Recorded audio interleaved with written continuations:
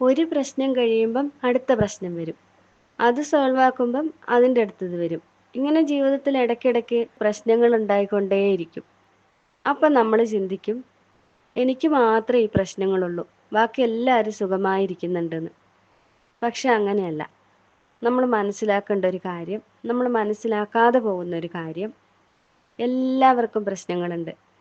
പ്രശ്നങ്ങളില്ലാത്ത ഒരാൾ പോലും ഈ ഭൂമിയിലില്ല.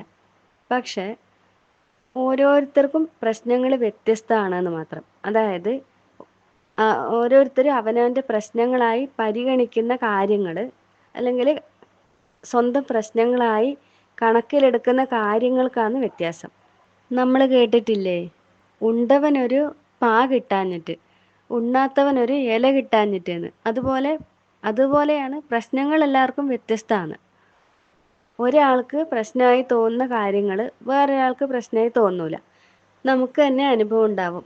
ഒരാൾ അവരുടെ ഏതെങ്കിലും ഒരു പ്രശ്നം, അവർ വലിയ അവരുടെ സ്വസ്ഥത കളയുന്നൊരു പ്രശ്നമായി നമ്മളോട് പറയുകയാണെങ്കിൽ നമ്മൾ വിചാരിച്ചിട്ടുണ്ടാവും, ഇത്രയുള്ള കാര്യം, ഇതാണെങ്കിൽ ഇത് ഇങ്ങനെ ചെയ്താൽ പോരെ, ഇതൊന്നും ഒരു പ്രശ്നമായി കണക്കിലെടുക്കേണ്ട കാര്യമല്ല എന്ന് നമുക്ക് തോന്നിയിട്ടുണ്ടാവും.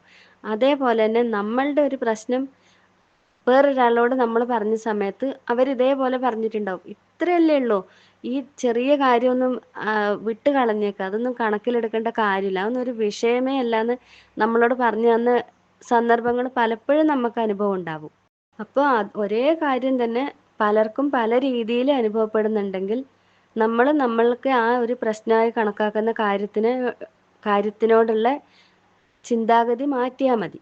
നമ്മുടെ ഒരു വലിയ പ്രശ്നത്തിന് മറ്റൊരാൾക്ക് ഒരു വിഷയമല്ലാതാകുന്ന രീതിയിൽ ആണ് അവരതിനെ നോക്കിക്കാണുന്നത്. അപ്പം അതേപോലെ നമ്മളും അവർ നോക്കിക്കാണുന്ന അതേ രീതിയിൽ നമ്മൾക്കും അതിനെ നോക്കിക്കാണാൻ കഴിയുവാണെങ്കിൽ നമ്മൾക്കും അതൊരു പ്രശ്നമായി, ആ ഒരു പ്രത്യേക കാര്യം നമ്മൾക്കും ഒരു പ്രശ്നമായി അനുഭവപ്പെടൂല, മനസ്സിനൊരു ഭാരമായി അനുഭവപ്പെടൂല. പിന്നെന്ന് വെച്ചാൽ എല്ലായ്പ്പോഴും ഒരേപോലെ ഇരിക്കുക എന്നുള്ളത് ഈ ഭൂമിയിൽ നടക്കുന്ന കാര്യമല്ല. ഇടയ്ക്കിടയ്ക്ക് എന്തെങ്കിലുമൊക്കെ കാര്യങ്ങൾ അങ്ങനെ ഉണ്ടായിക്കൊണ്ടിരിക്കും. അത് സോൾവ് ചെയ്യേണ്ടി വരും.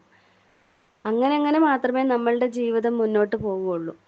അപ്പം ഇങ്ങനെ വരുന്ന കാര്യങ്ങൾ നമ്മൾ സ്വസ്ഥമായി ജീവിക്കുന്നതിനുള്ള ഒരു തടസ്സമായി നമ്മൾ അതിനെ കാണാതെ നമ്മൾക്ക് കൂടുതൽ മുന്നേറാനും കൂടുതൽ നമ്മളുടെ ശക്തി സ്വയം വെളിപ്പെടുത്താനും ഉള്ള അവസരമായി നമ്മൾ ഇതിനെ കാണണം. അങ്ങനെ നമുക്കതിനെ കാണാൻ കഴിയണമെങ്കിൽ നമ്മൾ രാവിലെ ഉറങ്ങി എണീക്കുമ്പോൾ തന്നെ നമ്മളുടെ മനസ്സിലേക്ക് പരാതികളും വിഷമങ്ങളും ആവലാതികളും വരാതിരിക്കണം. അതിനുവേണ്ടി നമുക്ക് ചെയ്യാൻ പറ്റിയ ഏറ്റവും നല്ല കാര്യം നന്ദി പറയലാണ്. എന്ന് വെച്ചാൽ നമ്മൾ ഏറ്റവും ചെറിയ കാര്യങ്ങൾക്ക്, നമ്മൾ വലിയ വലിയ കാര്യങ്ങളിലേക്ക് ഒന്നും ഓർത്ത് പോകണ്ട. ഏറ്റവും ചെറിയ കാര്യങ്ങൾ നോക്കുക. പക്ഷെ നമ്മൾ ഇതുവരെയും വലിയ കാര്യമായി പരിഗണിച്ചില്ല എന്നതുകൊണ്ട് മാത്രമാണ് അത് നമുക്ക് ചെറുതായി തോന്നുന്നത്. ശരിക്കും അതൊക്കെയാണ് നമുക്ക് ആവശ്യമുള്ള ഏറ്റവും വലിയ കാര്യങ്ങൾ. അതായത് നമ്മൾ സുഖമായി ശ്വാസം എടുക്കുന്നുണ്ട് എന്നുള്ള ആ ഒരു കാര്യം, നമ്മളുടെ ഹൃദയം നമുക്ക് വേണ്ടി നിരന്തരം പ്രവർത്തിച്ചു കൊണ്ടിരിക്കുന്നുണ്ട് എന്നുള്ള കാര്യം, നമുക്ക് എഴുന്നേറ്റ് നടക്കാൻ കഴിയുന്നുണ്ട്, നമുക്ക് സ്വന്തം കാര്യങ്ങൾ പരസഹായം കൂടാതെ ചെയ്യാൻ കഴിയുന്നുണ്ട്. ഇതെല്ലാം തന്നെ നമുക്കുള്ള വലിയ വലിയ കാര്യങ്ങളാണ്. അതിനെ നമ്മൾ നിസ്സാരമായി കണക്കാക്കരുത്.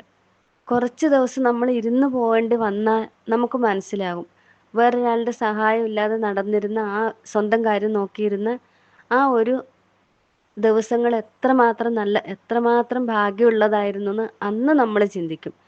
അപ്പോൾ ഈ ഓരോ കാര്യത്തിനും നന്ദി പറഞ്ഞുകൊണ്ട് വേണം നമ്മൾ രാവിലെ നമ്മുടെ ദിവസം തുടങ്ങാൻ. പിന്നെ നമ്മൾ എന്താ ചെയ്യേണ്ടതെന്ന് വെച്ചാൽ, ഉറങ്ങി എണീച്ച ഉടനെ കണ്ണാടിയിൽ നോക്കി നമ്മൾ ഉറച്ച വാക്കുകളോടെ ഈ പറയുന്ന കാര്യങ്ങൾ നമ്മളുടെ കണ്ണിൽ നോക്കി പറയണം. ഞാൻ നന്ദിയോടെ എൻ്റെ ജീവിതം ആസ്വദിക്കുന്നു.